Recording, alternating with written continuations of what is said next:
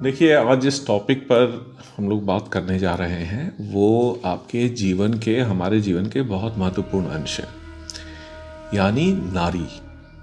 इससे बड़ा कोई टॉपिक हो नहीं सकता है, इससे बड़ी कोई बात हो नहीं सकती है जिस पे हम लोग अनंत काल से बातें करते आए हैं और अनंत काल तक बात करते आएंगे, लेकिन शायद कुछ मनोभाव का हम लोग सिर्फ समझ पाएँ, उसका जवाब न खोज पाएँ।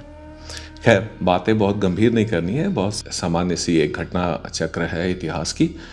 अब नारी का मतलब कोई भी हो सकता है। नारी का मतलब ये हो सकता है कि नारी आपके चरित्र का अंश कैसे बनती है, नारी आपके घर में क्या, किस परिस्थिति में आपके साथ रहती हैं। आपने कभी नहीं सोचा होगा कि जब आप घर से निकलते हैं, खाना खाते हैं और बड़े तगड़े होकर करके दुनिया को फेस कर रहे होते हैं, तो उसके पीछे मम्मी का खाना होता है। कहीं ना कहीं जिस बहन से आप लड़ते झगड़ते जीवन काटते हैं, लेकिन वो बहन कभी बहुत प्यारी हो जाती है जब आपसे वो दूर चली जाती है।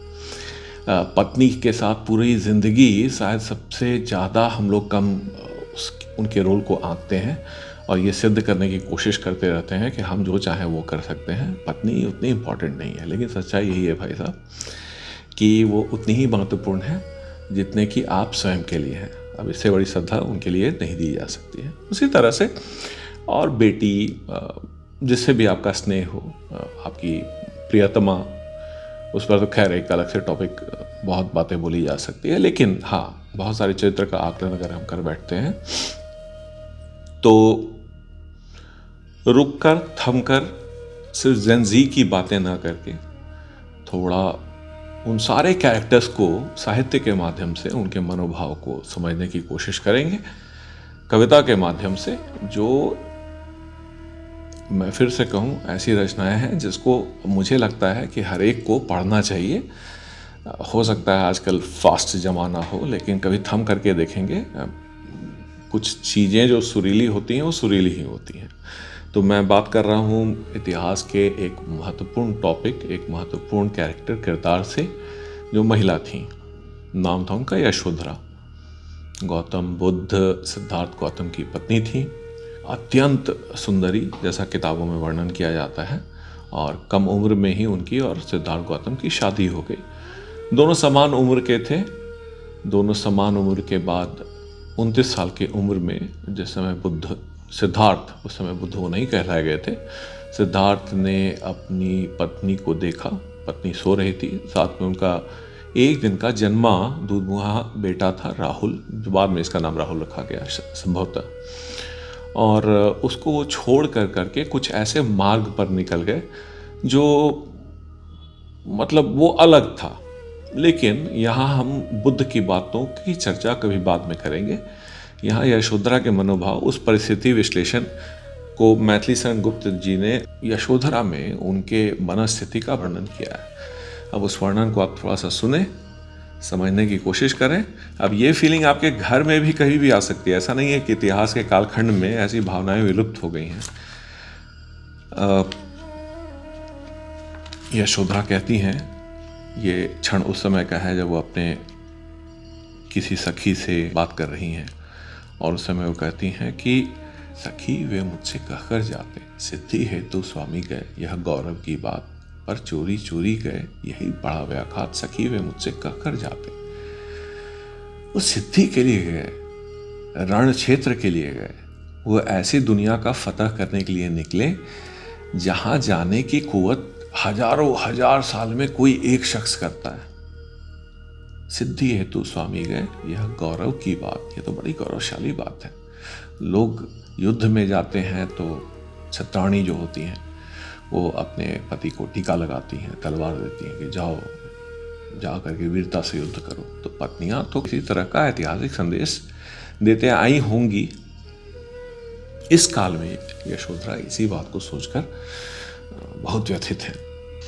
मुझको बहुत उन्होंने माना, फिर भी क्या पूरा पहचाना, मैंने मुख्य उसी को जाना, जो वे मन में लाते, सखी वे मुझसे कह के जाते। अपने मनोभाव को प्रदर्शित कर रही हैं कि बहुत मानते थे मुझे, लेकिन क्या सच में वो मुझे पहचानते थे? एक बार कह तो देते, जाना ही था, ठीक है, तपस्या करने जाना था, कुछ ऐसे चीज को पाने जाना था जिसके बारे में शब्दों में बयान नहीं किया जा सकता है। तो जा रहे थे तो मुझसे कह के जाते, स्वयं सुसज्जित करके क्षण में प्रियतम को प्राण के पन में हम ही भेज देती हैं रण में। छात्र धर्म के नाते सखी वे मुझसे कह कर जाते, हुआ न यह भी भाग्य अभागा, किस पर विफल गर्व यह जागा, जिसने अपना याथा त्यागा, रहे स्मरण हो आते, सखी वे मुझसे कह कर जाते। नयन उन्हें है निष्ठुर कहते, पर इसमें जो आंसू बहते, सदैव हृदय वे कैसे सहते, गए तरस ही खाते, सखी वे मुझसे कह कर जाते। जाएं सिद्धि, अब उनके अंदर की जो मातृत्व भावना है वो निकल के आती है। देखिए, माता कभी कभी हो सकता है आपकी वो किसी रूप में हो सकती है। माता भाव जो होता है वो आप अपनी बेटी में पा सकते हैं। कभी देखिएगा बड़ी सहृदयता से आपको स्नेह देगी वो आप अपनी पत्नी में पा सकते हैं, वो आप अपनी बहनों में पा सकते हैं, वो आप अपनी माँ में पा सकते हैं, चाची में पा, कहीं भी पा सकते हैं जिससे भी आपका स्नेह संबंध रहा हो। अब उनके अंदर की मातृत्व भावना जगती है। जाएं सिद्धि पावें वे सुख से, दुखी ना हो इस जन के दुख से, उपालंब तू मैं किस मुख से, आज अधिक वे भाते, सखी वे मुझसे कह कर जाते। दुख सिर्फ इसी बात का है, उन्होंने कहा नहीं। गए लौट भी वे आएंगे, कुछ अपूर्व अनुपम लावेंगे, रोते प्राण उन्हें पाएंगे, पर क्या गाते गाते, सखी वे मुझसे कह कर जाते। मैं एक बहुत छोटा सा इसका टुकड़ा लेकर के आपको सुनाऊँ। एक पूरी किताब है, मैं आपसे अनुरोध करूँगा कृपया इसे ज़रूर पढ़ें और आप इसको बड़ा एक डिफरेंट पर्सपेक्टिव होगा पूरे उस घटना चक्र का, जो आपको अच्छा लग सकता है। अब देखिए, जब कोई कवि किसी चीज़ की एक मनोभाव की को स्टडी करता है, उसको पढ़ता है, तो उसको एक अपना एक इमोशन देता है, उसको अपना एक रुख देता है जो सच्चाई के लगभग पास होता है।